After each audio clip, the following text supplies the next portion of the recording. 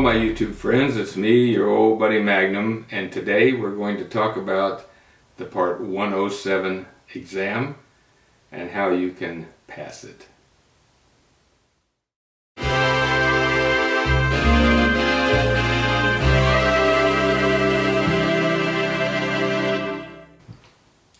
Okay, first of all, why would you even consider spending the money and taking the flight or the Part 107 exam from the FAA? Well, simply because if you're going to use your drone for commercial purposes, the FAA requires you to have a Part 107 certification.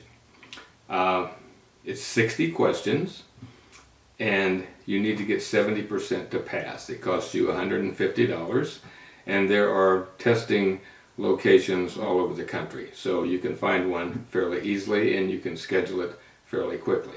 Now, you may be at a point where you're just now considering it and you are kind of intimidated by the amount of knowledge that's required for the test.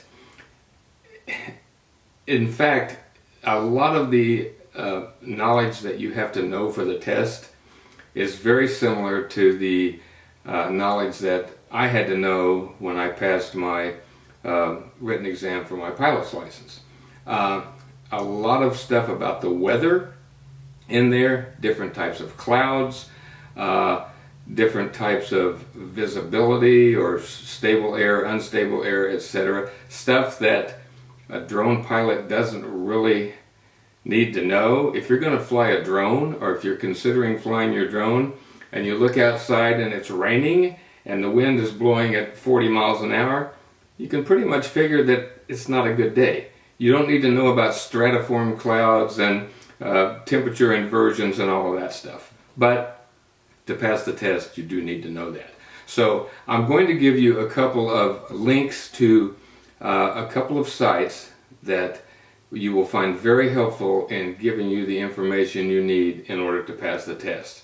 The first one is from the Federal Aviation Administration itself. It is the Part 107 Study Guide. So if you just Google FAA Part 107 Study Guide, you can find it, or I'll put a link down below. It's 77 pages. I recommend that you read it, and it will pretty much give you everything you need to know to pass the exam.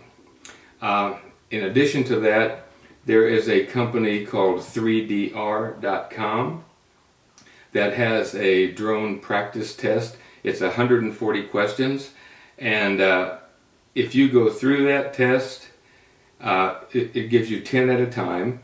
If you go through it and then do the first 10 and click check your answers, it'll show you which ones you've got right, which ones you've got wrong. If you want to figure out the right answer for the ones you missed, you just click another one and it'll tell you if that's right or not. So it's very good. If you can get through that 140 question test with an 80 or 85%, you should be able to pass the exam with flying colors. So those are the two sources that I would recommend that you check and study, and then schedule your test, and you should be able to pass it. The test consists of 60 questions. They are multiple choice, and the great thing about it, unlike most multiple choice questions, there are only 3 options to choose from. So there's usually one that you can pretty much throw out because you know it's wrong. So that gives you a 50% chance of getting the right answer. So your odds are pretty good. So what does it cover? I'm going to go over a few items here that I found that you might be able to benefit from a little bit of explanation when you get to your test. The first is airspace. If you don't know anything about airspace, the whole country is divided into various classifications of controlled airspace. There's Class A, which is everything above 18,000 feet up to 60,000 feet, and that's not even shown on the sectional charts. But B, C, D, E, and G are shown on the sectional charts, and there's a legend that tells you how to determine what type of airspace it is by the color of the outline and whether it's a solid line or a dashed line. Your legend will be very helpful in understanding what the sectional chart designations are. So you will get a copy of a booklet when you go in to take your test, and it has the sectional charts that the questions are based on. It has a legend in there so you can study that.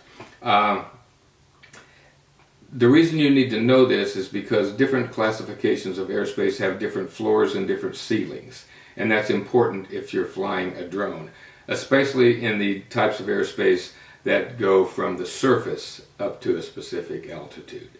So that's something you need to know, and it's good that the FAA tests you on that.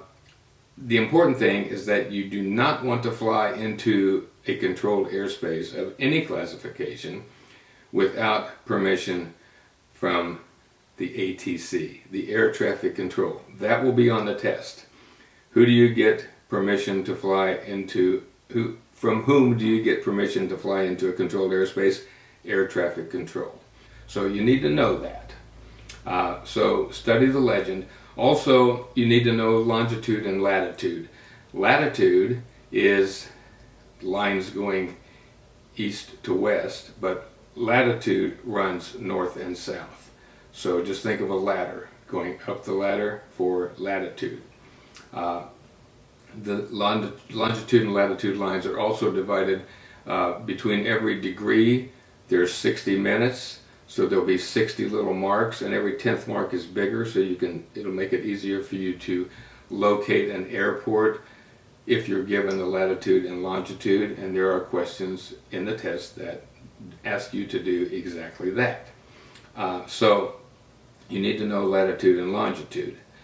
As I mentioned before, weather is something that fixed wing aircraft pilots and helicopter pilots need to know.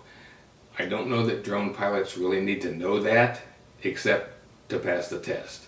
But one thing to remember is that the temperature and humidity of the air has an effect on the performance of your aircraft. Cool, dry air is denser than warm, moist air. So your aircraft or your propellers will perform better in cool, dry air. One of the questions I got was that warm, moist air has what effect on propellers? The answer is it decreases the efficiency. Decreases the efficiency. Cool, dry air increases the efficiency. Another thing that you'll be tested on is stable versus unstable air. Keep in mind that this is counterintuitive, but stable air usually has stratiform clouds, remember that, and continual rain, and poor visibility. Now, unstable air, which you would think would be the worst, has intermittent showers and turbulence, but very good visibility. So just kind of remember that unstable air has good visibility, stable air has poor visibility. You will also, unstable air has turbulence and intermittent showers, not continual showers. METAR and TAF, those are weather reports, and they are written in a code, pretty much. You need to know how to decode that. There is a really good website called VATSIM, V-A-T-S-I-M, I'll put a link below, and it has an article on interpreting METARs and TAFs. It's very well written, very easy to understand, so you need to check that out before you take the test, because there will be at least 2 or 3 questions on there about deciphering those weather reports. There are some questions about flight characteristics. This again goes back to the fixed wing aircraft. It talks about stalls. One of the questions is, which of the following would increase the likelihood of a stall? One of the questions is loading a heavier weight, moving the center of gravity, or exceeding the critical angle of attack. The angle of attack is the right answer, because when you're flying, your wing is an airfoil. The air goes over the top and it goes over the bottom. It goes over the top faster, so there's less pressure, so the air on the bottom pushes the wing up. It's the same with a propeller on a drone. If you exceed the critical angle of attack, if you're flying and you're increasing altitude with a specific angle of attack, the air is still flowing over the top, but when you get to a certain point, which is called the critical angle of attack, the wind no longer goes over the top of the wing, and the edge of the wing blocks it, and it just goes down here, and you lose all your lift and you drop out of the sky. So the critical angle of attack is the critical factor in a stall. You need to know about pitch, roll, and yaw. And to explain that to you real simply, if the aircraft is flying toward you in that direction, pitch is rotation around the axis that runs this way. Roll is rotation around the axis that runs this way. And yaw is rotation along the axis that runs this way. In a fixed wing aircraft, yaw is controlled by the rudder. Roll is controlled by the ailerons. And pitch is controlled by the elevator or the stabilator in the tail. Makes you go up or down.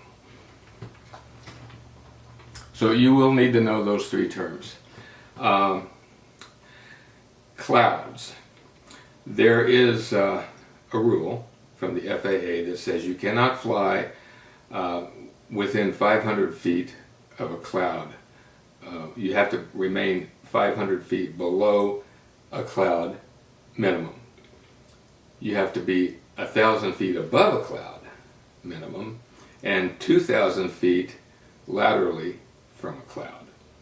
So if there is a question on your sectional chart about a tower that's 900 feet tall, and your weather report shows that you've got scattered clouds and a ceiling of 1,200 feet, how high can you fly above that tower? Now, FAA rules dictate that you can fly up to an altitude of 400 feet, or 400 feet above a structure.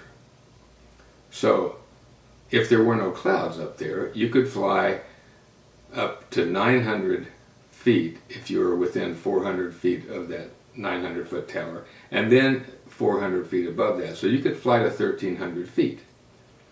However, you've got clouds at 1,500 feet, and you have to be 500 feet below those. So that means that instead of flying at 1,300 feet, you can only fly at 100 feet above the tower, because when you get to 100 feet above the tower, you're at 1,000 feet, which leaves you 500 feet below the clouds. Any higher than that and you're in violation. And we're going to go back to sectional charts for just a second here, since I mentioned that. On sectional charts you will see airspaces delineated. You'll see little towers. They're little pointed things, look like arrowheads. It looks like a tower. It's a cell tower or water tower, whatever it might be. And those towers will have elevations on them. The first number will be in bold, and that is mean sea level. That is the distance above sea level that the top of that tower is located. There's another number below it that's not in bold, and that's in parentheses. That is your AGL, or above ground level. So that shows how high above the ground that tower is. So you'll need to remember that. The number in parentheses is AGL. Flight patterns are also shown on a sectional chart. Typically, most approach and departure patterns are to the left, because the pilot sits on the left side of the plane and the airport is to his left. On the downwind leg, it's to his left when he does his crosswind leg, and then straight ahead of him when he does his final approach. So it's typically a left pattern, and that's not indicated on the airport information on the sectional chart. The only thing that is indicated is when it varies from that, and a lot of times it will have RP, and it will indicate the airport or the runway that is a right pattern. And they do that a lot because of congestion or the location they're in. So RP is a right pattern, remember that.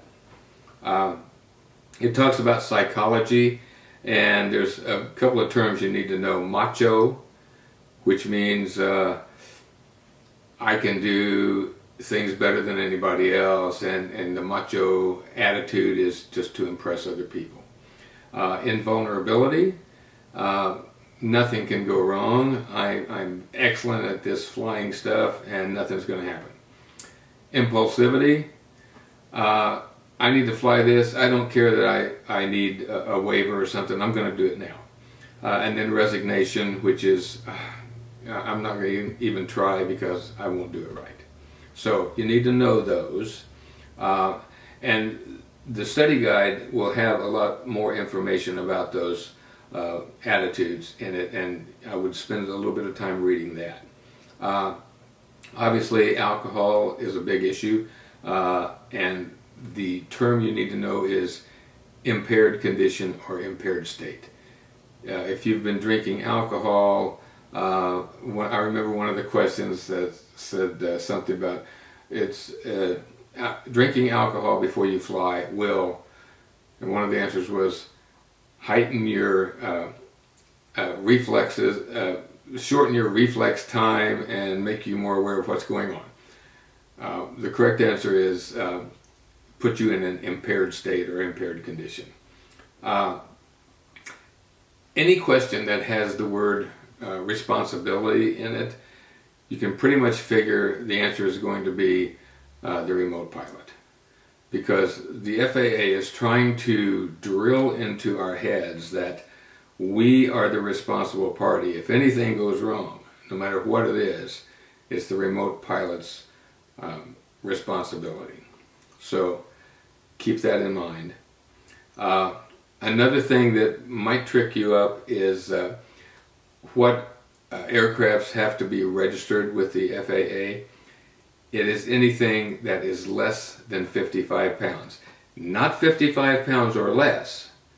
If it's 55 pounds, it's over the limit. It's less than 55 pounds. And if you have an accident that results in $500 damage, not including your drone, $500 damage to someone else's property, or physical injury of a serious nature that results in a 48-hour hospital stay or longer, that needs to be reported to the FAA.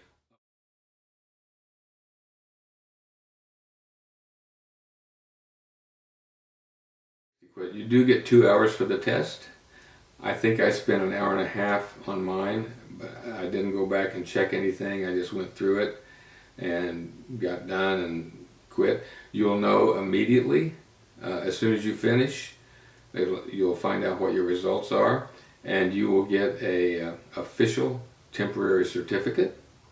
Your permanent certificate will be mailed within 4 to 6 weeks, maybe 8 weeks. It's good for 2 years, so in 24 months you're going to have to take the test again. If you fail the test, you can take it again in 14 days, but it's going to cost you another testing fee. But you're not going to fail. If you study the material, before the test, get a good night's sleep, take your time, read the questions, figure out what they're actually asking you, look for the answer that's obviously wrong and throw it out, and then pick from the other two. And pick the best one based on what you remember. And good luck. Don't leave any questions blank. And I think that's it. I know that there's a lot more I could have covered here, but I was just trying to get through the basic things and the obvious trick questions that might trip you up. So that's it for now.